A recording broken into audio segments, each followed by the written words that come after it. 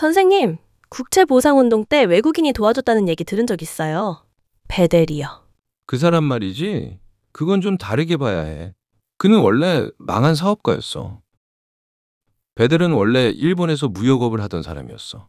말하자면 무역상이었지. 그런데 그 사업이 완전히 망해버렸어. 돈도 사업도 잃고 빈털터리가 된 바로 그때 운명처럼 러일 전쟁이 터진 거야. 왜 운명적이었냐면 유럽 본사에서 직접 특파원을 파견하려면 수개월이 걸렸거든. 그런데 베델은 이미 조선 근처인 일본에 있었잖아. 그러니까 데일리 크로니클 같은 영국 신문사에서 그를 특별 통신원으로 고용한 거지.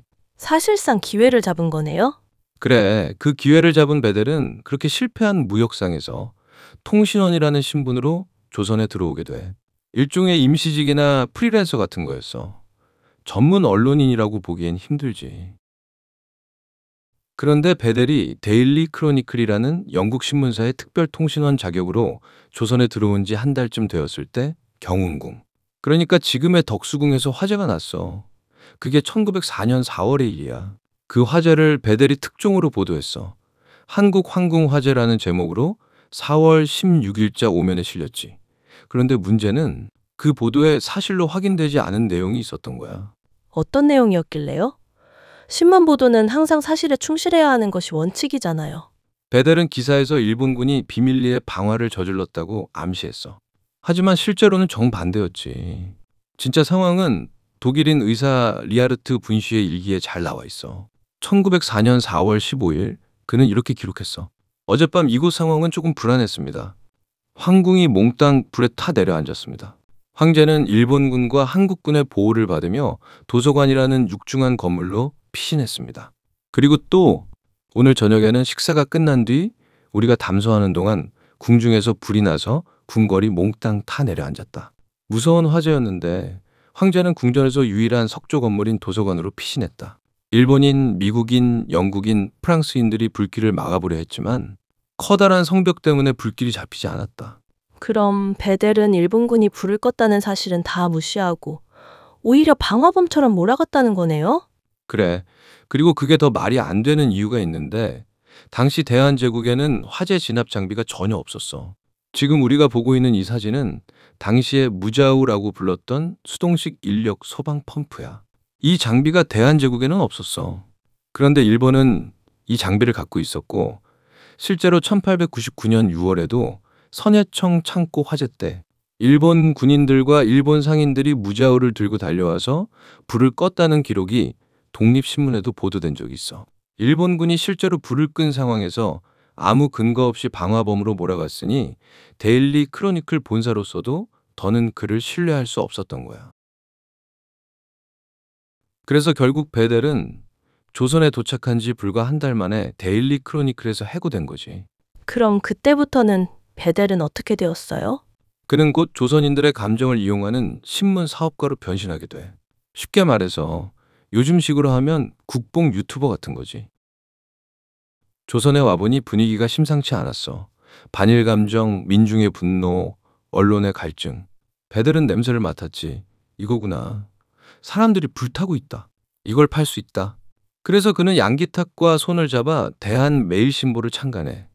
양기탁은 진심으로 조선을 위해 기사를 쓰고 싶어 했고 베델은 그걸 사업으로 활용한 거야. 신문이 팔리는 민족주의였군요. 그래, 그 신문은 조선 민중을 위한 것처럼 보였지만 실제로는 민중의 감정으로 돈을 번 모델이었지. 기사는 조선인들의 정서에 맞춰 썼지만 일본 회사나 상인들의 광고도 마다하지 않았어. 요즘으로 치면 반일 콘텐츠 올려놓고 일본 기업 광고 붙이는 느낌이네요. 한편 그 무렵에 국채 보상 운동이 시작돼.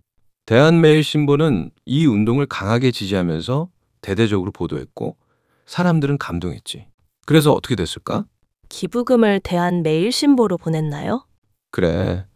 황성신문이나 제국신문 같은 다른 신문보다 훨씬 많은 기부금이 모였어. 사람들은 신문사를 하나의 공공기관처럼 믿었지. 그래서 신문사 금고에 돈이 쌓였고 그 기금을 총괄하는 국채보상기금 총합소의 소장이 바로 윤치호의 아버지 윤웅열이야. 그러던 어느 날 윤웅열이 일본 통감부를 찾아갔어. 왜요? 이렇게 말했지. 베델이 기부금 일부를 임의로 인출했고 어디에 썼는지도 모르고 다시 돌려놓지도 않는다. 난 국채보상기금 총합소장이기 때문에 책임이 있다. 이걸 신고하러 왔다. 와, 그건 내부 고발이네요. 그렇지. 그리고 더 중요한 건 이거야. 당시 베델이 기부금을 빌려준 마남에게서 끝내 돈을 회수하지 못했고 그 부족분은 결국 윤치호 부자가 사비로 메꿨어. 그런데 베델은 훗날 이렇게 변명했지. 금광회사에 투자했는데 만약 그 사업이 잘 되었더라면 투자금보다 훨씬 더 많은 금액을 회수할 수 있었을 것이고 설령 손해를 보더라도 어쨌든 그 돈으로 조선인 일꾼들을 먹이고 입혔을 것 아니냐고 말했지. 이게 조선인들의 친구라는 베델의 입에서 나온 말이었어. 이 일을 윤치호가 자신의 일기에 남겼어. 윤흥열이나 윤치호는 단순히 이만한의 돈을 물어낸 게 억울했던 게 아니야. 그들이 더 두려워한 건 혹시라도 국채보상기금으로 모인 돈을 횡령했다는 의심을 받아 평생 쌓아온 명예가 훼손되는 것이었지. 자, 그런데 한국 사회는 누구의 편을 들었을까? 설마, 베델인가요? 그래. 베델은 조선의 국채보상기금 운동을 주도하다 통감부의 탄압을 받은 외국인으로 추앙받았고 윤흥열은 통감부의 방해계략에 밀명을 받아 움직인 일개 하수인이라는 누명을 쓰고 비난받았지. 그런데 실제로 돈을 마음대로 가져가서 갚지 않은 건 베델이고 자기 돈으로 메꾼 건 윤흥열과 윤치호야. 이건 분명한 사실이라고. 헉, 진짜 이건 뒤집을 수 없는 팩트인데도 윤흥열이 오해를 받은 거네요. 한편 통감부는 사실 윤흥열의 신고가 달갑지 않았어. 조선인들이 국채 보상을 하든 말든 섣불리 개입했다가는 어떤 오해를 받을지도 모를 일이었고 게다가 베델은 영국인 신분이었기 때문에 치외법권이 있어서 통감부는 그를 조사할 권한도 없었거든. 하지만 사안 자체가 중대한 일이었기 때문에 사태 파악을 위해서 양기탁을 구속하고 조사를 벌였어. 하지만 조사 결과 양기탁은 베델의 횡령과는 아무 관련이 없다는 사실만 확인되었을 뿐이었지. 그럼 양기탁도 베델에게 이용만 당한 거 아닌가요? 그런데 더 문제는 훗날 어떤 경희대 교수가 자기 책에 윤흥열을 통감부의 하수인이라고 썼어. 아무런 출전도 없이. 근데 그 근거도 확인되지 않은 그 말이 계속 반복되고 인용되었어. 그래서 결국엔 윤흥열과 통감부가 국채보상운동을 망쳤다는 식으로 기억되게 된 거야. 그런데 당시에 황성신문과 제국신문이 맡아둔 기부금은 조사해 보니까 장부에 기록된 것과 금고에 보관 중인 액수가 단 한 푼도 차이가 없었어. 회계 문제는 오직 베델이 있었던 대한매일신보에만 있었던 거야. 그럼 진짜 책임을 진 사람은 지워졌고 거짓은 기억에 남은 거네요. 사람들은 말하지. 그래도 의미 있는 운동이었다. 실패했지만 자존심을 지켰다. 하지만 난 묻고 싶어. 책임지지 않은 실패의 의미가 있는가? 돈이 사라졌고 진실은 왜곡됐고 누군가가 그걸 메꿨다면 우린 누구를 기억해야 하지? 이건 단지 100년 전의 이야기가 아니네요. 지금 우리가 살고 있는 이 사회와도 너무 닮았어요. 맞아. 누가 돈을 꺼냈는가? 누가 책임을 졌는가? 그리고 누가 기억에서 지워졌는가? 이건 100년 역사 채널에서만 말할 수 있는 이야기야.